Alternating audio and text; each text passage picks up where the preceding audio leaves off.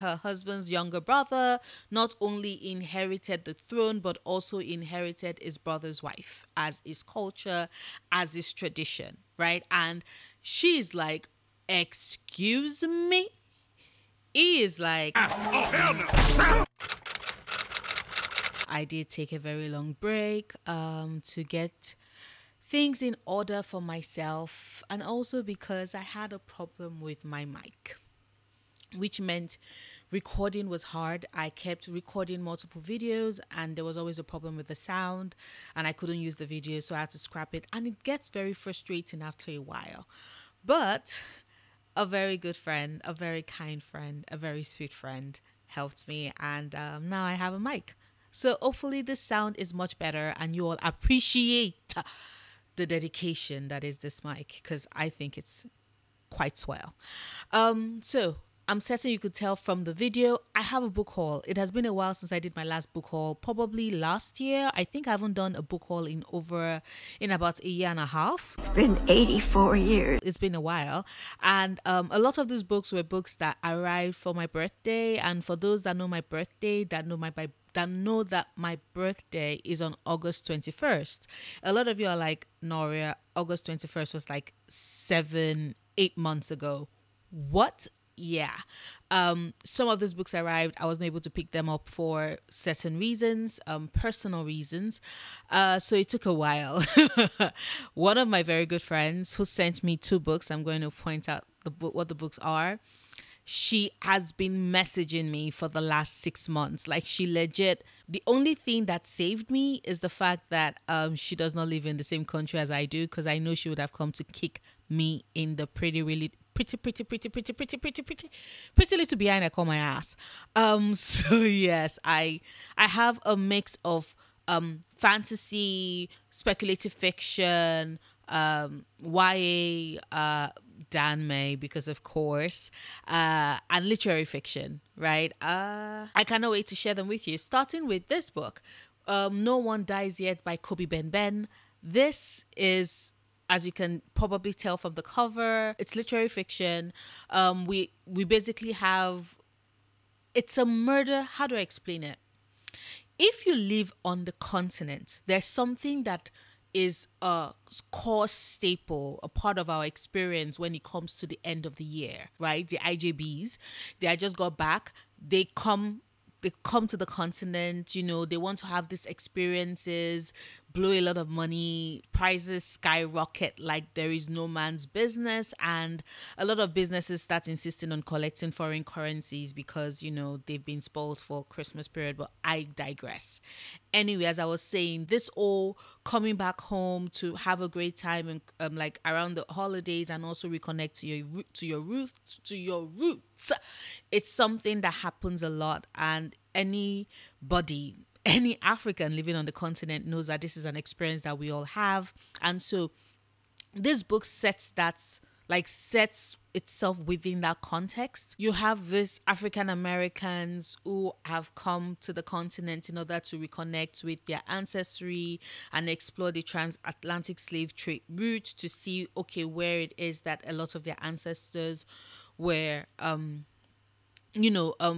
were sold into slavery.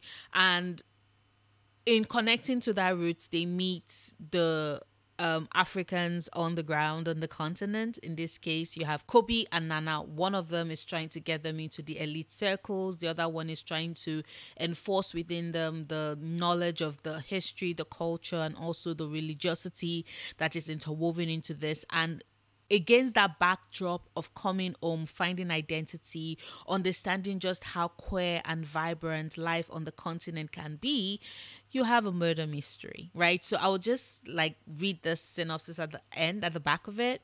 How do you begin a murder story starring a curious foreigner and an opportunistic local without giving away the entire plot?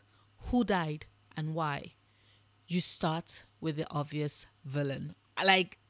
It's so cool. Also, a very good friend, like my dearest heart, edited this story. So I am, in addition to the fact that I know the writer and I know the editor, this book just sounds fantastic, and I'm so happy I was able to get it. So yes, No One Dies Yet by Kobe Ben Ben. Look at that cover. Look at that cover. Isn't that pretty? The next on the list is yet another literary fiction, and that is Out of Darkness, Shining Light by Bettina Gaba.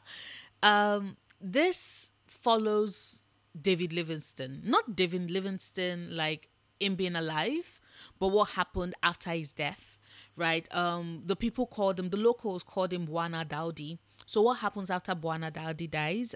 You have this 69 men and women who travel 1,500 miles in order to try and find a way to send his body back home. They do it as an act of respect. They do it because they understand the context, not context, they understand the importance of being buried at home, of being buried in the soil of your fathers and your forefathers, and they extended him that courtesy of getting his body back home, unawares that this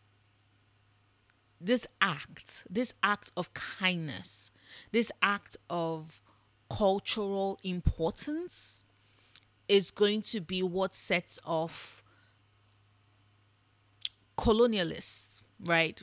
Is what sets off colonialists to come and raid and steal from the continent. Speaks to how human bravery and loyalty and love can triumph over the darkness. So I want to read the opening chapter for you, so you understand just how excited I am to eventually read this. So it says, "This is how we carried out of Africa the poor broken body of Bwana Daudi, the doctor David Livingstone, so that it could be borne across the sea and buried in his own land.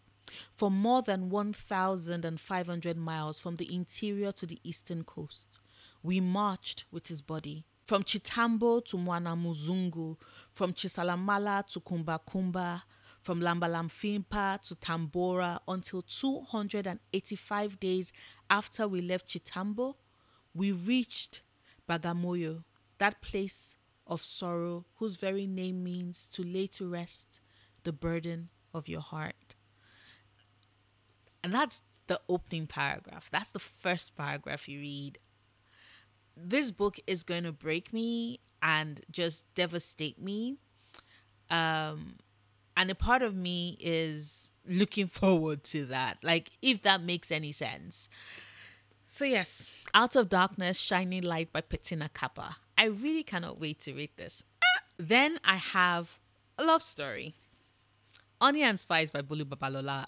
I love Bolu Babalola. I love interviews. I love her stories. I have Love in Color. It's fantastic. And this is new adults, right? This is a book that is set in a college campus, right? And you have our lead character, Kiki Banjo, who is this outspoken, vivacious, daring, amazing, smart, fantastic, brilliant girl, right? Who runs this radio show on campus, and because she makes it a mission in order to save other people like her from heartbreak, meets or sees Malachi Korede and is like, "You're hot, you're cocky, you should come with a warning sign." And so she makes it her mission to make sure that everybody knows that Malachi cannot be trusted because he's a player with a capital P.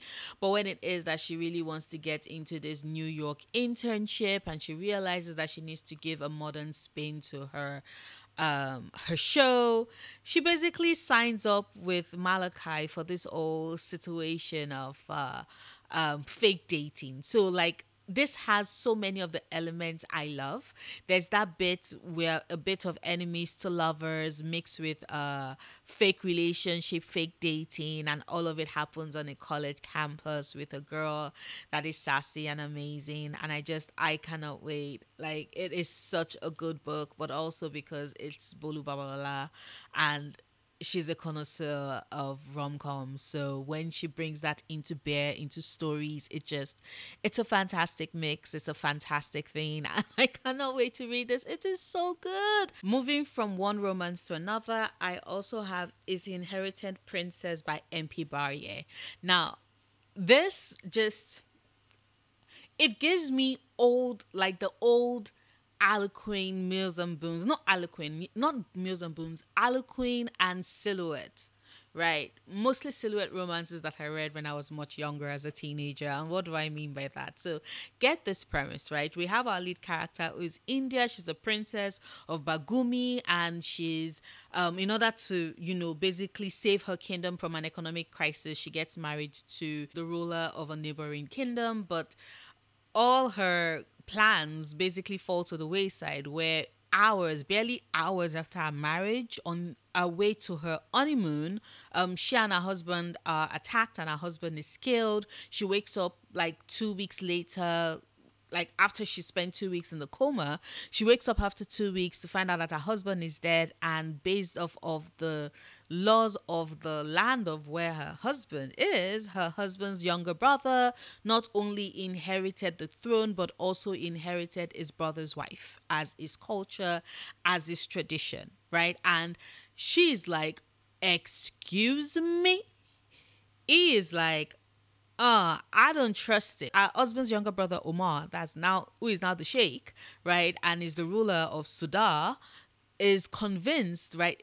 Not only is he bonding with his late older brother's wife, who is now his wife, but is also fighting all that attraction and all that feelings, because he's still very suspicious of her. He still believes that she had something to do with his elder brother's death. And so is battling all that emotion, is battling all that distrust, is battling the love and the lust and the desire. And it's just, I repeat, it gives me old silhouette vibes, and I cannot wait to read this. So it's Inherited Princess by M.P. Barrier. It sounds fantastic. Tell me it does not sound fantastic. Also, by the way, please drop in the comments which of these books you're gravitating to, which of these books you think you possibly want to read. Let me know in the comments. Or rather, okay, either that and in addition to. So you either tell me which of these books you really want to read, or that have caught your attention and you want to read, or let me know which of these books you think I should read first, because I am so excited. Still speaking of romances, next up is A Little Bit of Love's Magic by Bambo Dean. First and foremost, look at that. Look at that. Isn't she hot? So we basically follow our lead character, Nora. Nora is an IT consultant. She basically has her life together. She has things on the right track, but she's at that age where she's not yet married, and people start talking about how it is that you should have been married or start thinking about marriage, which is irritating. But Nora is like, she doesn't care, but then she loses a bet. And the terms of the bet is that if she loses the bet, then she would go to a herbalist to try and get a love charm, right? So she's like, you know what, bet. I'm not going to be a sole loser. I lost this bet. Let me go get that love charm. And the herbalist is like, oh, yeah, sure. The first person you encounter afterwards is going to be the love of your life. So she's like, cool, awesome. Who knows, maybe I will finally get a husband this way. But what happens when it is that the first person she meets is a woman? And so she's not getting a husband. She's getting a wife. This is just great. First and foremost, that cover, but also it is gay. And if you all know anything about my channel, you know we are here for the gay. We are here for the gay. We are here for the gay. We are here for the gay. Okay, fine, sorry. Actually, no, I'm not sorry. If you're watching this, you are definitely, you know. And then there is, so I forgot to mention when I was starting that there's comics in here, right? So there's Galaxy the Prettiest Star by Jadzia Axelrod and Jess Taylor. And so basically this is intergalactic thing, right? So you have this boy who seemingly, has a perfect life, good looks, plays sports, good grades, has a loving family, except for the fact that the boy is actually an alien princess on the run whose entire planet and people have been wiped out, and so she's one of the last few surviving members of her race. And to go underground, they had to disguise her as a human boy, and even though she wants to be her true self, she just has to bear it because, protection and everything else. But then she meets this girl. She meets Kat, who makes her feel all these emotions, who makes her feel things. And for the first time in a long ass while, she really wants to just come out and be her true self. And it tell me this is look at the art on that. Can you all see that? Can you all see the art on that? Look at that. Isn't that pretty? Isn't that so pretty? Look at the colors. Look at the colors. Look at this. I mean, come on. I love it. I absolutely adore it. I think it's fantastic and I cannot wait to read it. It's just it's so cute and it's so gay and it's just it's lovely. It's lovely. Remember when I said that my friend was like threatening to come kick my ass like across multiple countries and continents because she's like, "Girl, I sent you a book." Yeah, this is the book she sent me. It is The Lesson by Cadwell Turnbull, and she loves Cadwell Turnbull, and she was like, "I need you to read this so we can have conversations about it." So I am actually really excited about it. The lesson is so you have our characters, like some of our characters are living in US Virgin Islands, and then you have basically having to coexist with this alien species, this alien race called the Na. The Na. And basically the Na are these people that are like, you mind your boundaries, we mind our boundaries. If it is that you accidentally step out of line, we will retaliate in the most brutal of ways. And so you have basically a young boy is killed by the Na. You have families that are grieving and also victims of this act of violence, and the basically what happens is how they respond and how the aliens in turn respond thus becomes this thing where you have this group of people who have to learn these lessons, right? Who have to learn these lessons in the most terrifying of way. I'm just over here and I'm like, there's an alien not really a full alien invasion, like they're not invading Earth, but you have like humans having to coexist with aliens, and of course it's not going so well, and then you just have this whole power dynamic and you wonder exactly how this entire story would resolve itself and how it will work out. And I'm just really excited about that. So yeah, The Lessons by Cadwell Turnbull is the first of the Cadwell Turnbull books I have two. The second Cadwell Turnbull book, because remember I said I have two, is No Gods, No Monsters. And this basically is set within a story that centers police brutality. And as people are coming to terms with like an act of brutality within a community, the news starts to break that monsters, like mythical monsters, you have werewolves, right? Mythical monsters that people have thought were all just stuff of legends and dreams and myth are coming out of the woodworks in high numbers.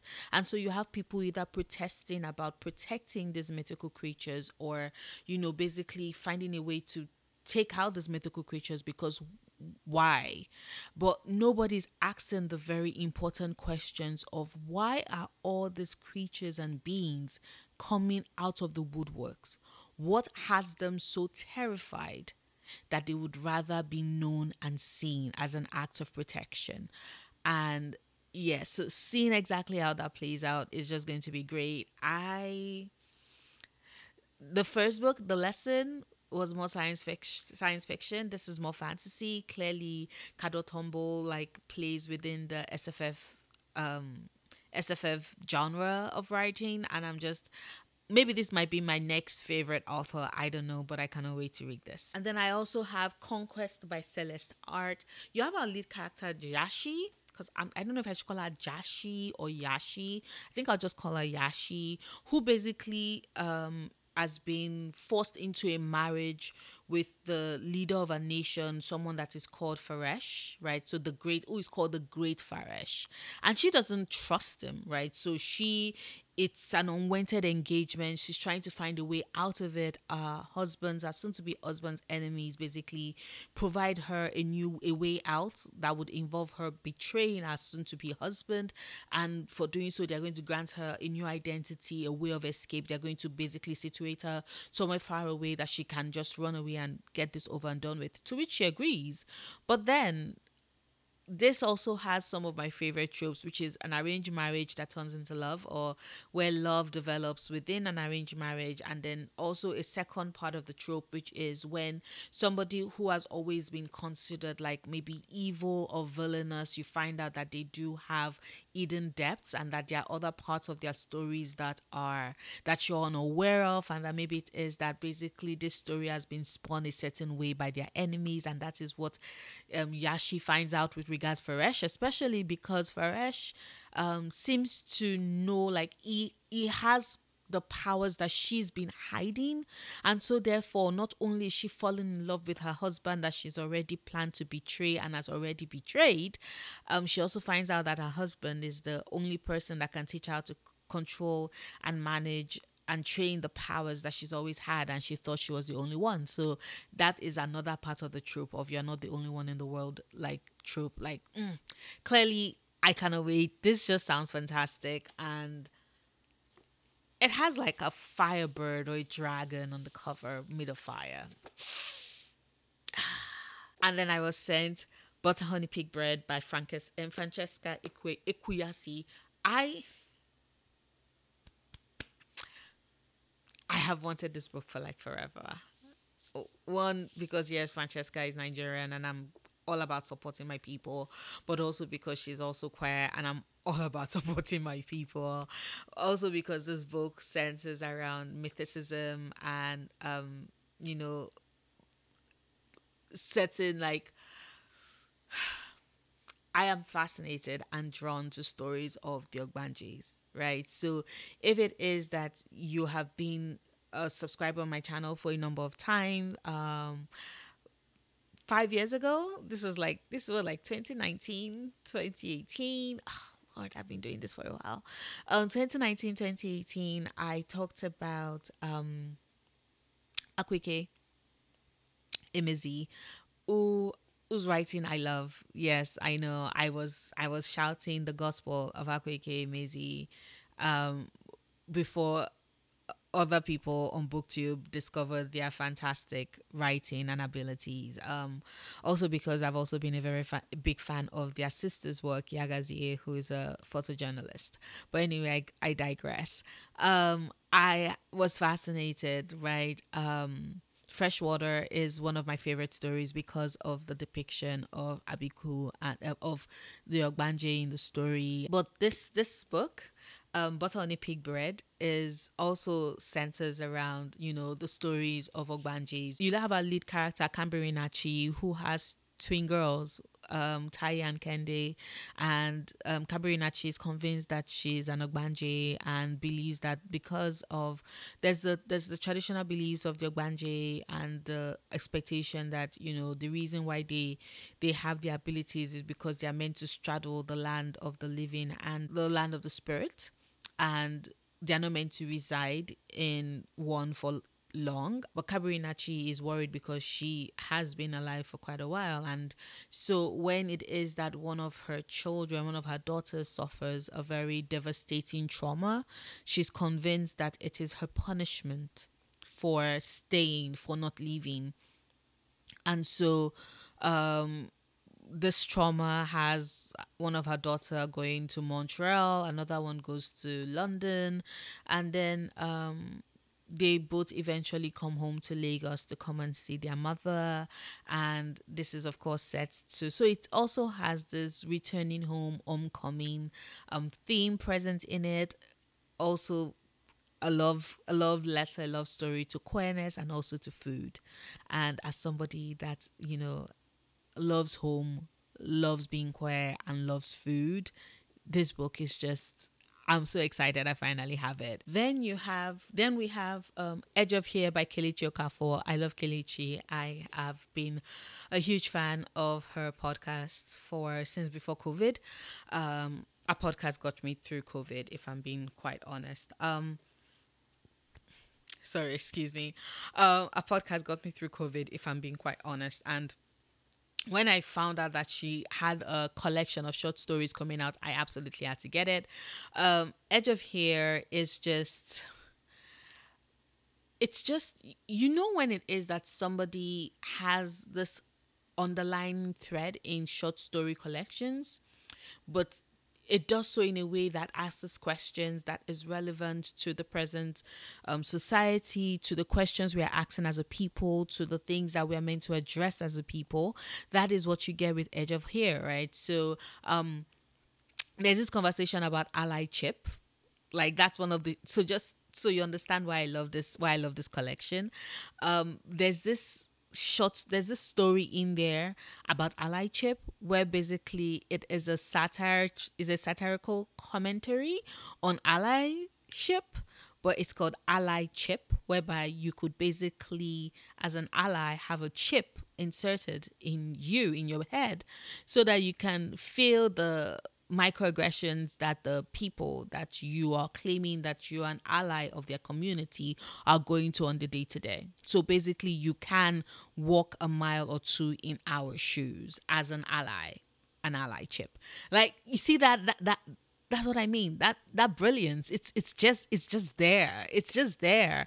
So I'm really, really excited to read this. Edge of Here by Kelechi Okafor. It's a collection of short stories. I want to see how many short stories is it. 1, 2, 3, 4, 5, 6, 7, 8. Yes, 8. 8 stories. I also got sent Iron Gold by Piers Brown, because a very good friend knows that I am collecting the Red Rising novels. I have, let me see. Yes, I have Red Rising.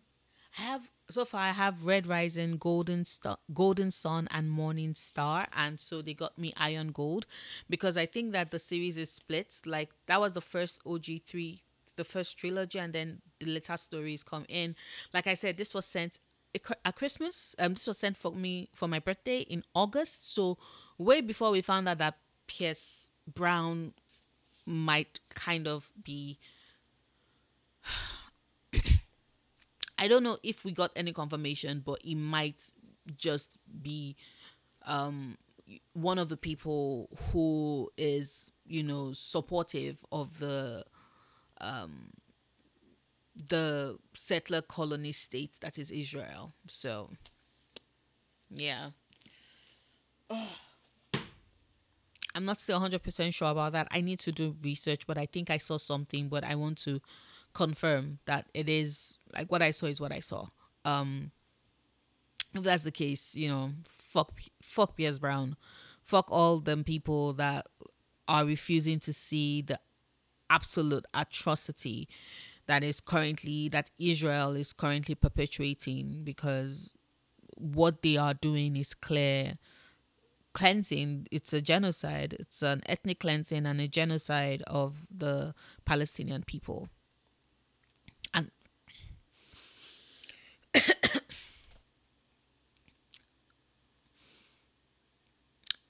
and the audacity to write series about resistance, the audacity to write books on resistance, right, on the subjugation of other groups and the resistance against that subjugation. That is the entirety of what the Red Rising series is, and I cannot believe that somebody would write that and still not be able to apply those lessons to the real world and their own actual politics. Like, it baffles my mind. People are weird.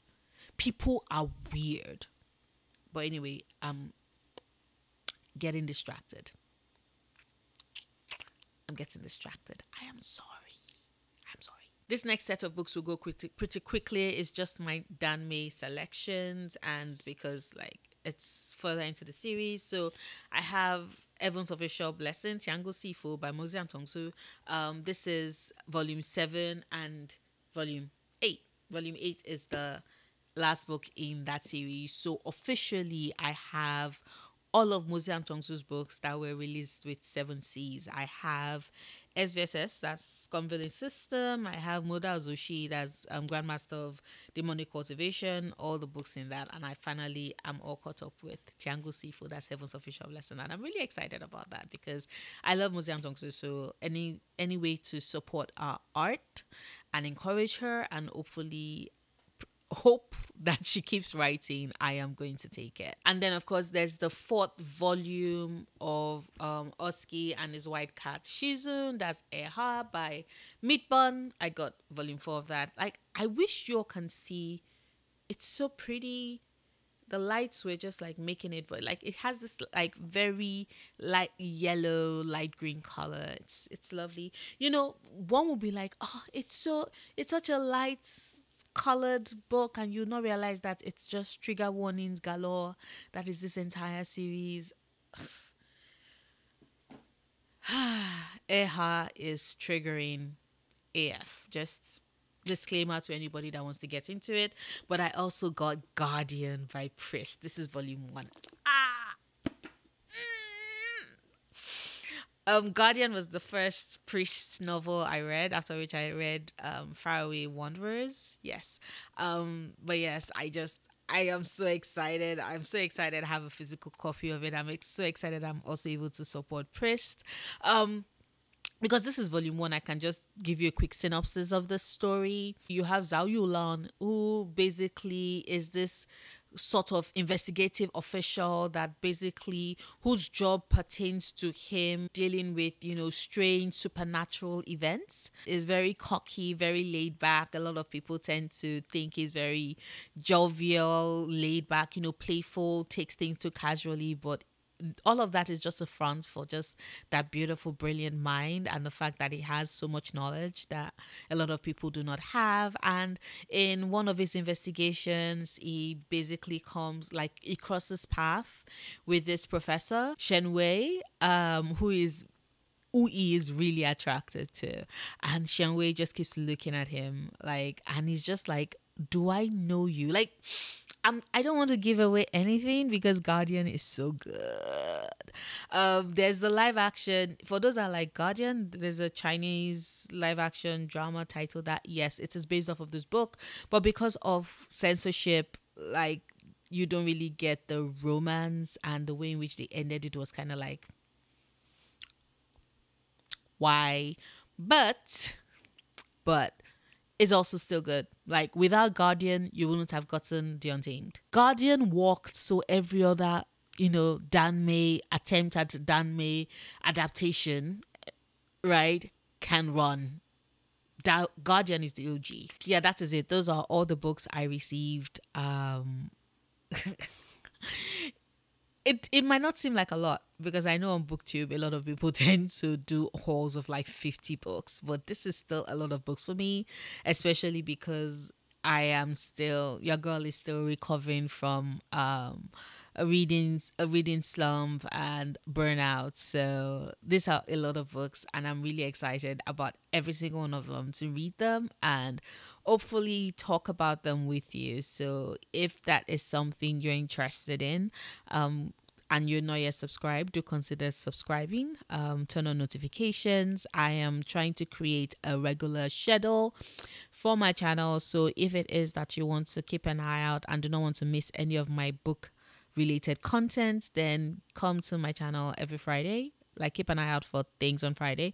I need to figure out exactly what time I want the videos to be going live. On Fridays, I am thinking maybe, say, I don't know, 5 p.m. EST on Fridays. Tentative, right? So tentatively, if you're interested in any book related content you want to see on my channel, tune in 5 p.m. EST on Fridays, and you would get new content. If it is that you would like to support my channel, then please do consider liking this video, sharing this video, subscribing, leaving a comment, and if you can afford it, do consider joining me on Patreon. I am creating a lovely community on there, and I would love to have you join us because it will be great. But yes, until the next time you get a new video from me, remember, right, obsessing over the things you love, perfectly valid coping mechanism.